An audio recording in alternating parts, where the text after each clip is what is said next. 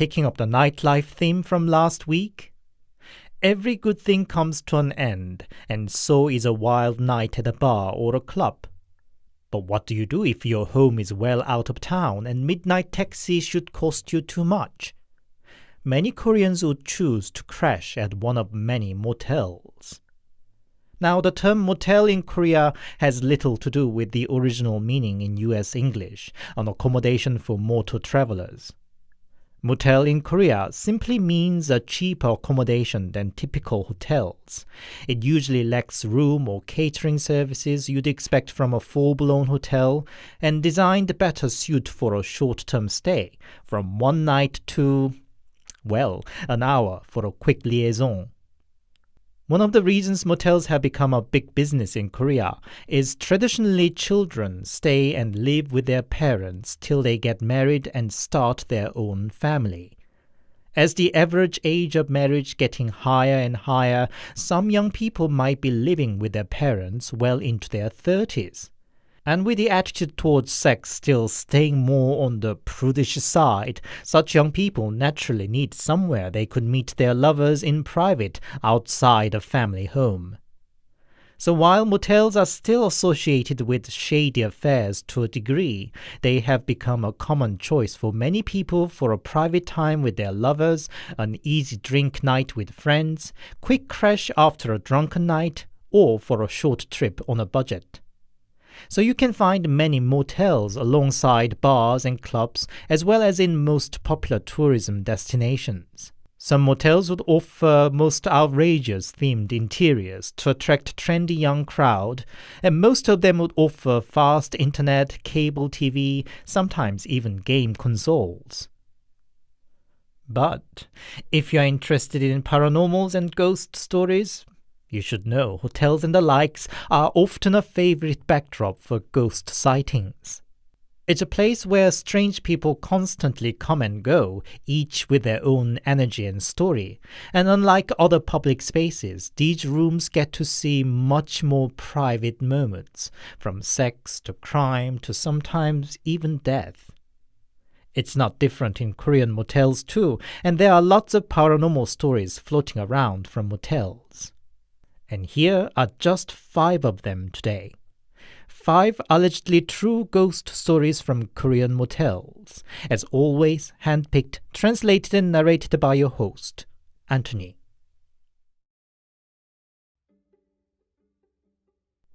A friend told me this story. It was a rare occasion that he had to go to a business trip, but one day he had to another province. The meeting dragged on into late hours, and he decided to spend a night there. Around any major bus terminals or train stations would be street full of hotels and motels, but this city had particularly a lot of them, and my friend didn't have much trouble to find a suitable one that met his budget. He grabbed some snacks and beer to his room and spent the boring evening alone in the room. Then something caught his eyes. The tissue box next to bed, covered with stickers advertising tea delivery service. Now, if you don't know, such tea delivery service is basically a call girl service. A woman is called in under the pretext of delivering tea or coffee to the room, and indeed she does, but depending on the negotiation and chemistry, it can lead to sexual service too. My friend is no way naughty, but a lonely night in a strange town after a long day's work, he was tempted. So he picked up one number and called in a girl for coffee. About 20 minutes later, somebody knocked on the door, and there was a girl in a miniskirt, low-cut blouse, and a heavy makeup carrying a thermos. My friend, not at all used to this kind of situation, awkwardly let her in, and she poured out coffee for him. He expected women in this kind of business would be a bit more sociable, if not more actively titillating. But this girl seemed visibly uncomfortable, barely talking anything and constantly looking away. My friend found it unpleasant. So I'm not good enough for you, eh? He thought. In the end, he just paid for the coffee and told her to go. The expression on her face as she packed up her thermos and stuff was complex, a mixture of discomfort, irritation, and confusion. Even after she left, my friend was upset. There was one damn expensive coffee for nothing. What the fuck was she expecting? A Prince Charming? In the lonely room, he worked himself out with such a loop of thoughts, and in the end, angrily called up the tea room number again and asked to talk to that girl again. The manager of the tea room at first brushed him off and even hung up a couple of times, but my friend kept calling until he finally gave in and handed the phone to the girl. By then my friend was loyally pissed and poured out his temper to the girl. The girl on the other side of the line kept quiet until he vented out and said, "But it's not my fault. If you have another company, you should either call in 2 girls or at least get yourselves separate rooms. How would I have felt unexpectedly facing 2 guys? Honestly, I was a bit scared." At first, my friend thought she was trying to evade with this BS lie, but she didn't sound like just making this up. She continued, "That bold company of yours in black jumper. He was just sitting there on the sofa all the while doing nothing but staring at me with bleary eyes. Honestly gave me cribs. Wouldn't you have felt the same if you were in my shoes?" My friend, despite of himself, turned his head towards the sofa in the room. He could not see anything, but goosebumps popped out all over. He packed his things and left the room right away, got himself a midnight express bus back to Seoul.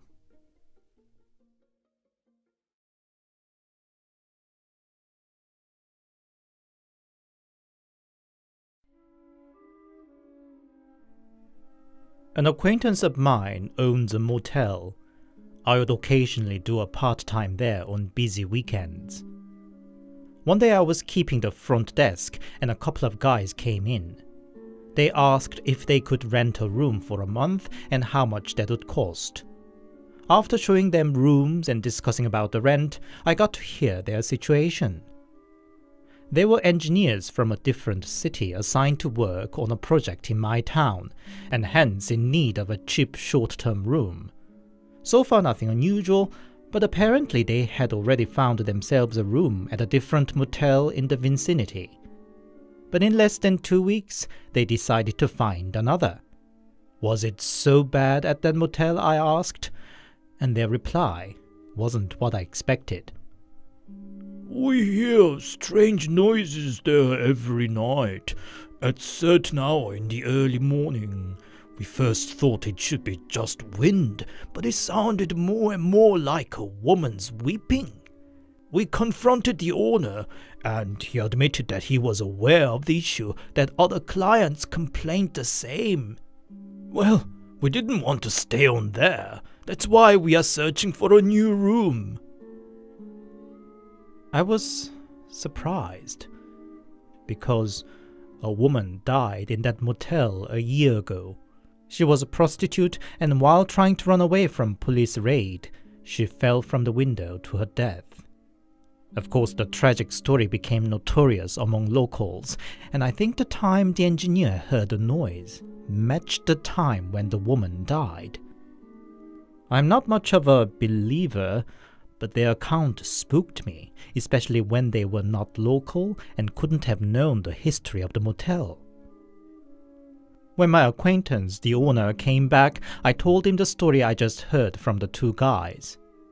My acquaintance knew it already.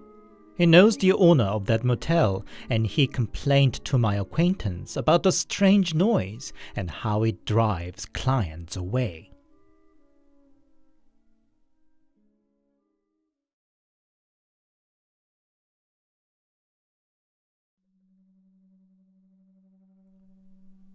It was November 2019. My girlfriend and I love to take a spontaneous trip, and that weekend too, we just randomly decided to visit Tongyang, a popular port town on the south coast. But such a spontaneous trip without a plan can come with its own risk. We quickly found no rooms were available on busy weekend night.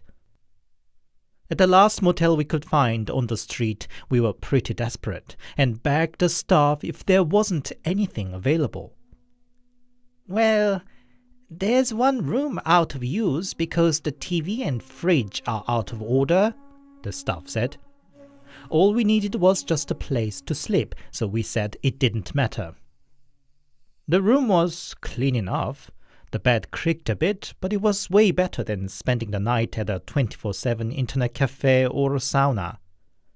And to our surprise, the TV and fridge seemed to work just fine too. Girlfriend fell asleep first and I watched TV a while, but soon dozed off too. Not sure how long I slept, but my eyes popped open in the middle of the night. TV was still on, and I could hear the ambience noises from the fridge and heater. I thought to turn off the TV, but sensed something pressing me down and got sleep paralysis, which I had never experienced thus far. I could just roll my eyes, but I thought I should just sleep it off. Again, I don't know how long I slept, but I woke up again. This time the room felt strangely quiet. No TV, fridge, or heater. And I was still paralyzed. I could not even open my eyes. And then I heard something impossible. People's murmuring, and it sounded as if from more than just several people too. I struggled to break the paralysis, but I could not. And meanwhile I could hear one voice getting clearer amongst the indistinguishable murmurs. "It hurts, it hurts, it hurts." It was a young boy's voice, and then next moment it changed to a young woman's voice. "Can't breathe, I'm suffocating." And then other voices joined in, of a child, woman, old man, middle-aged man. I was panicking, but could not move until loud thunder broke the paralysis. But that wasn't the end of it. In the room suddenly lit up from the lightning, I could see people. Kids, adults, elderlies. The room was full of them, all in different attires, and they were all standing around our bed, and they were all chanting. "I can't breathe! I can't breathe! I'm suffocating! It hurts! I wanted to wake up girlfriend, but it took at least several attempts before I could finally shout out her name. Then a boy crawled up on me and said, "Get off!" I think I fainted at that point. In the morning I asked girlfriend if she slept well. She turned to look at me and asked, "What about you?" I could see it was much more loaded than a simple "and you." Apparently she saw something too. She woke up from the thunder and saw the whole crowd of people too. She could not dare to move until she fainted when she saw a hand coming out from under the bed, followed by a woman's face looking at her. It couldn't have been just a dream if we both saw it. We quickly packed our things to get out of there immediately. In that hurry, girlfriend dropped her phone in the crack between the mattress and the bed frame. She pushed her hand in to fish it out, but pulled out her hand with a startle. "I felt something rough in there," she said. I lifted the mattress, and underneath was small straw dummies, dozens and dozens of them, all stained with what looked like blood. We rushed to the front desk and pressed about the whole shady business. At the front desk was the owner herself, and after a long sigh, she explained us the backstory. When she first opened the motel, the business was going down, seemingly no clientele wanting to come to her establishment. She sought a shaman to find what she could do, and the shaman, after once looking around the motel, declared, "It's impossible here. Just give up." But all her money was on the business, and the owner asked if there wasn't anything she could do. "Ha! Make straw dummies then. Smear a few drops of chicken blood and stick talisman on it. It's to trap spirit in. You'd have to make a few dozens. This place is full of them." And so the owner chose one room to put all the dummies in. She must have skipped to explain her staff why that particular room should be kept empty, and so we ended up sleeping there. As we finally walking away from the motel of horror, I suddenly realized what they meant by that it hurted and they could not breathe. We were lying on top of them, crushing them all down.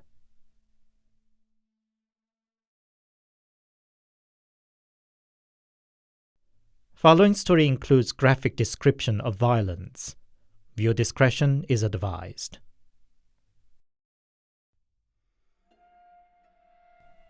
It's already 5 years ago. I was a uni student then and worked as a part-timer at the local motel. I had to, of course, attend lectures during the day and didn't want to give up weekends to work either. So the night shift at the motel was a perfect option for me, especially considering the hourly pay was 3 times of what I would have got from working at a convenience store. The motel was located on a back street in the part of Seoul with a bustling nightlife scene. There were about 20 motels on that street alone, and they all made a good business. The owner was a tall, muscly guy with a pretty vicious look about him. I suspected he should be an ex-gang member or something, but he explained he used to be a judo wrestler.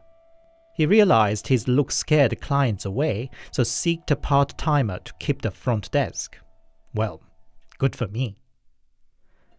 When I was first learning about my job there, the boss told me, "Don't give the key to the room 603.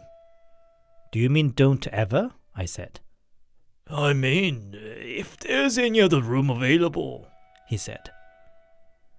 That was a bit confusing instruction, but I was just a part-timer, so said, okay. Out of curiosity, I peeped into room 603 once too, but I didn't find anything unusual. A couple of months passed, and one Wednesday night, even though it was a weekday, the house was full, probably because it was pouring down in typical monsoon season fashion. A couple came in. The man seemed well over 40 and in a business suit, while the woman was much younger, probably about 25, and in t-shirt and jeans. It's not uncommon to encounter all sorts of unlikely pair-ups when you are in the motel business. Somewhat uncomfortable air, eyes avoiding to meet mine were the usual giveaway signs that it was not a proud affair.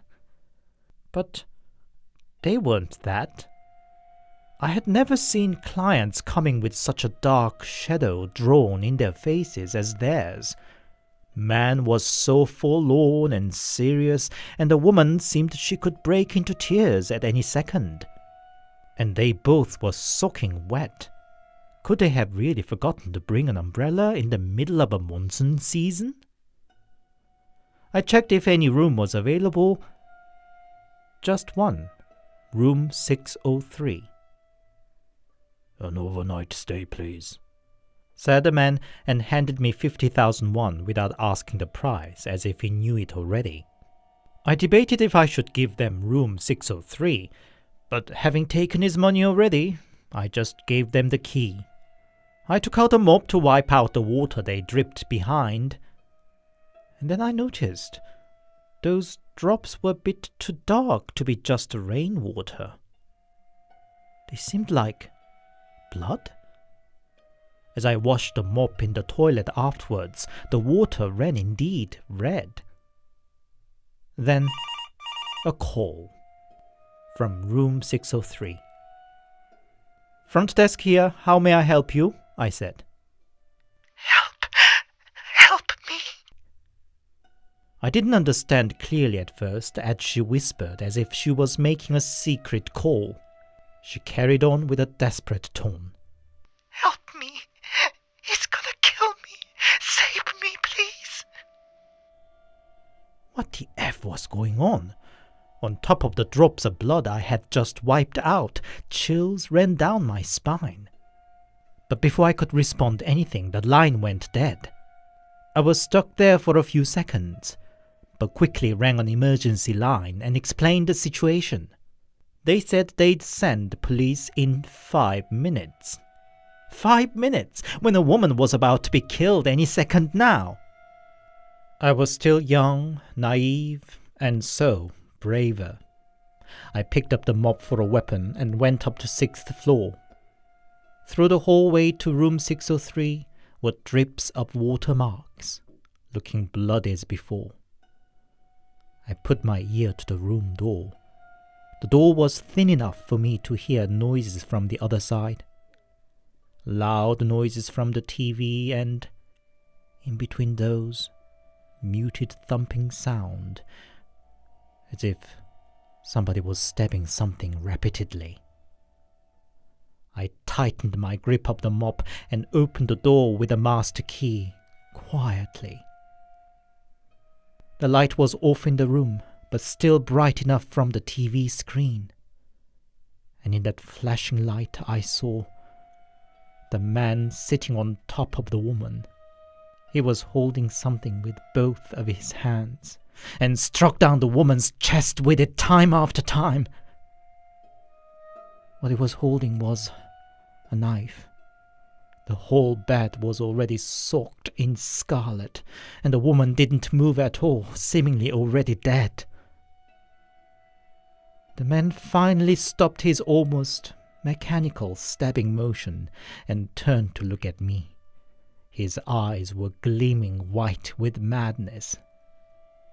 Well, guess I was mad enough by then too, and rather than running away, I yelled, "You bastard!" I walked in with a mop aiming forwards. The man jumped off the bed and ran to the bathroom. There was no lock on bathroom doors in that motel, so I kicked the door with my might, shrieking like an animal.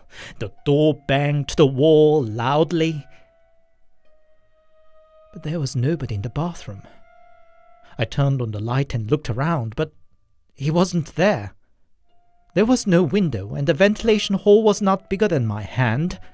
I checked the bathroom behind the door and even flipped a towel that was hanging. But there was nobody. What the? But I remembered the woman and hurried out of the bathroom. And she wasn't there either. The bed was still stained with the scarlet blood, but the woman was gone. My hand must have gone limp despite of myself. I just heard a loud clash of the mop hitting the floor. Have I gone mad? Was I hallucinating? But look at that all the blood.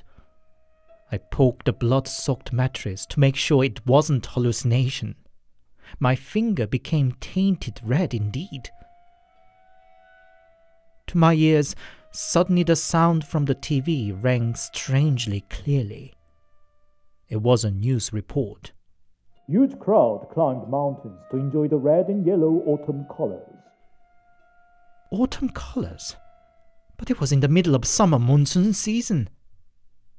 Before I could think anything further, I heard a rattling noise from the bathroom. I turned to look inside. The man was there, looking into the mirror. His suit was soaked with blood, and both his hand and the knife he was holding were dripping with blood too. His face, looking at his own reflection, was that of a devastation. Then he slowly lifted the knife to his throat. His eyes rolled and met my reflection on the mirror. His hand stopped for a second to give me a faint smile, and slashed himself. Blood shot out like a fountain, and the man fell on his knees. Thank God I finally fainted at that point. I was woken up by the police I called in. They went straight up to the room 603, having found the front desk empty, and found me there, unconscious. I asked the police and asked again if there wasn't anybody in the room, a woman of such and such look, and a man of such character. But they confirmed there wasn't anything. No woman, no man, and no blood-soaked bed. No light was on in the room, the TV was off. Just me fainted and the mop fallen next to me. Except for the dark reddish stain on my finger. The police left and I spent the rest of my shift crouched behind the desk.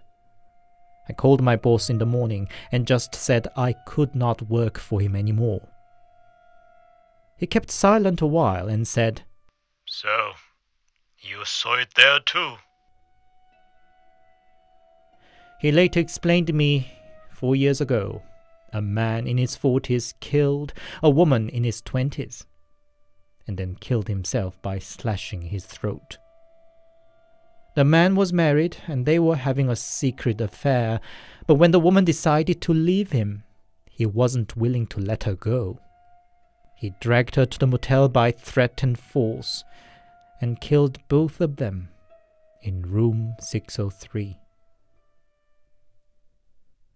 Boss consoled me with extra pay, and in later days called in a shaman to perform a ritual in the room too. And well, I stayed there. It wasn't easy to find so easy and well-paid work after all, just under one condition: that room 603 should never ever be offered to anybody.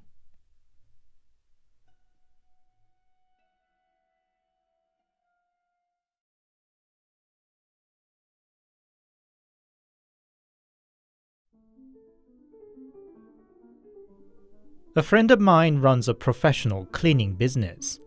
A large proportion of his clients are motels and other types of accommodations. One such client was a young man who just bought a motel business. One day he told my friend what he heard from his predecessor and asked what he thought about it, if such were true.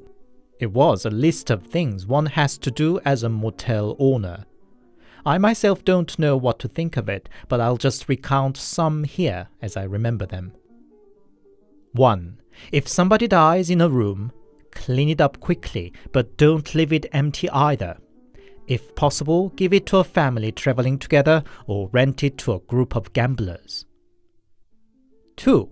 If somebody commits suicide in your establishment, leaving no last will or contacts, make sure to give him or her a proper funeral, even if you have to pay for it from your own pocket. 3. Pay attention to what the cleaners have to say among themselves, that a certain room gives them a creep, feels just wrong, strangely chilly or humid, for example. 4. Make a special note of client who comes by oneself between midnight to 4 in the morning. Apparently, some of such clients sometimes disappears seemingly into the thin air, and that is always a bad omen for what is to come. 5. Whether you want it or not, keep a pet, be it a dog or a cat. Give it a collar with a name tag, feed it well, and take out for a walk around the establishment. 6. Once a year, spread lots of sea salt at one corner of the hallway on each floor and light a large candle on it. 7. If a client should sleepwalk out of his or her room, fill up the bathtub of the ensuite with salt water. 8. If light bulbs keep going out faster than it should in a certain room, put some sea salt on one corner of its window sill. The new owner seemed to want to think that it was all just a silly superstition, but the previous owner who told him all these was a seasoned hotelier and a well-respected local big shot, that he could not just brush off his words.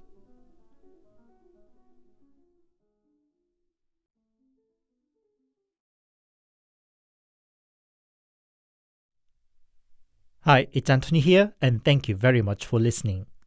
I hope you enjoyed today's stories.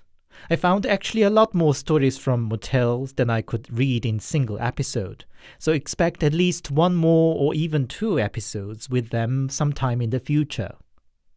Have you ever visited Korea and happened to experience one of these motels? They can be a good and cheaper alternative to typical hotels, but beware, they are often found in the area with bustling nightlife and can be noisy. Or maybe that wouldn't be a problem if you are full in to discover the nightlife in Korea. I think I'm going to continue with a nightlife theme probably a week or 2 more, but let's see if I find enough stories and translate them in time. If you enjoyed my work, please give it a like and a comment and consider subscribing to my channel. It's all free, but a great way to support my little channel. Thank you. I'll come back next Sunday. Stay safe and take care.